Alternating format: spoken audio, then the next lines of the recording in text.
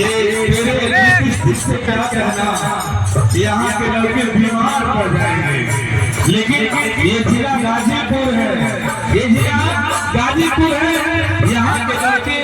बड़े बेमिसाल होते हैं। एक बार गाजीपुर जिला के लिए ताली तो बजा दीजिए आप लोग, ताली बजा दीजिए, क्या बात है।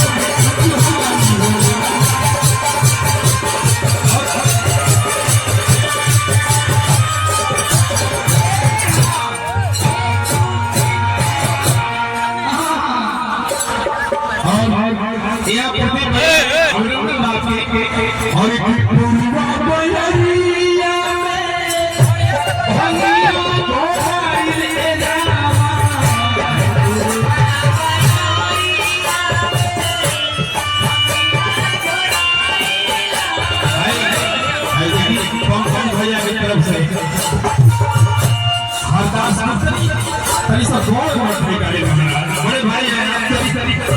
बैठिए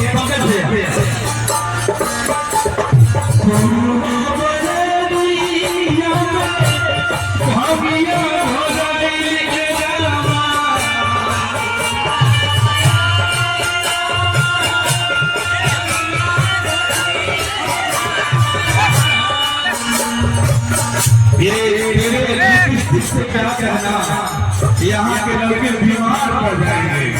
लेकिन ये जिला गाजीपुर है, ये जिला गाजीपुर है, यहाँ के लड़के बड़े विशाल होते हैं। एक बार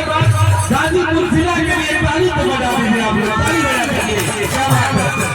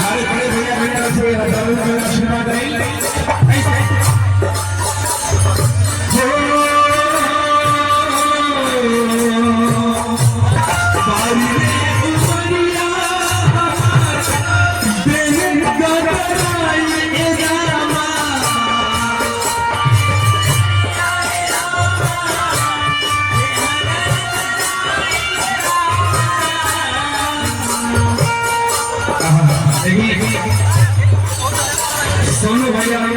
सोनू यादव जिला प्रत्याशी एक बार माई गणेश की आपके जी में पक्का होगा भैया, मतलब हमारे मित्र हैं और सोनू यादव जी कैसे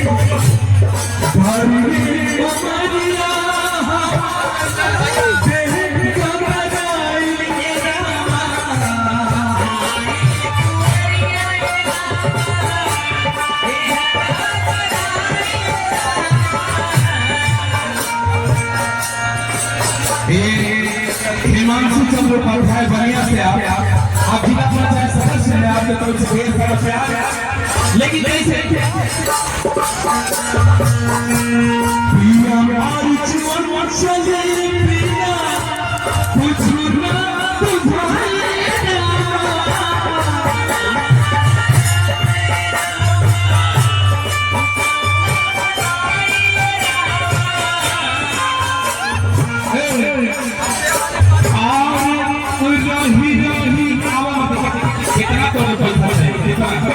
पैसा चाहिए अंकुर बाबा,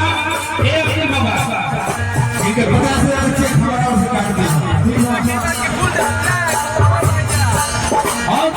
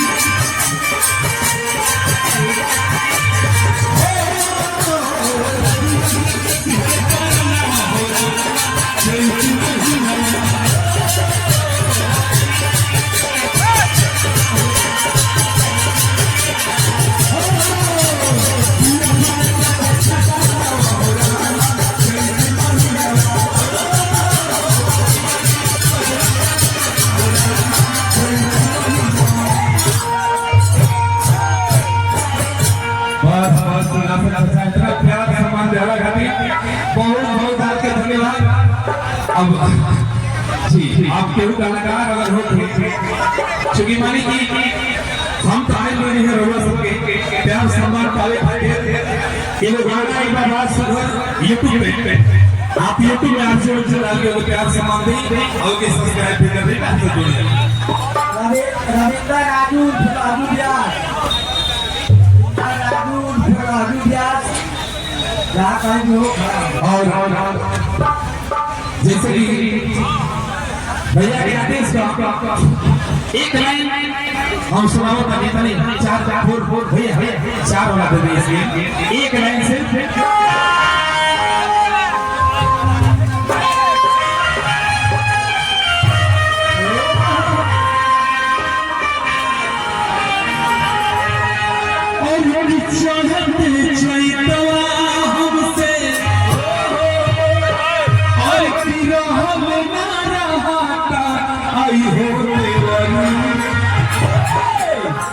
और अभी आई हो देवरू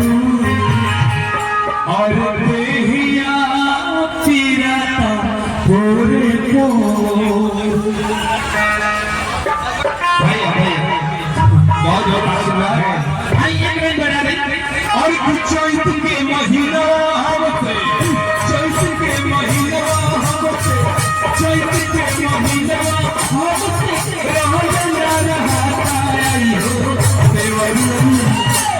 आई हो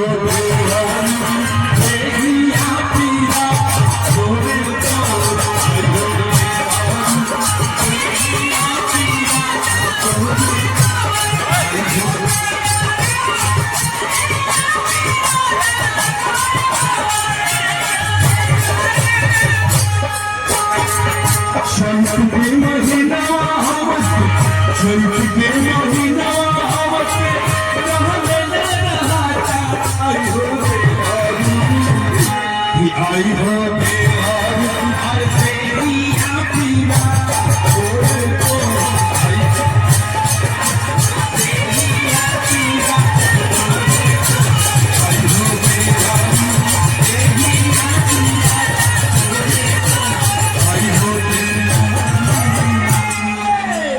बहुत बहुत धन्यवाद आप सबके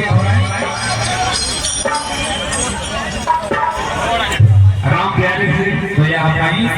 और लोगों के प्यार सम्मान पाए ये हमारे के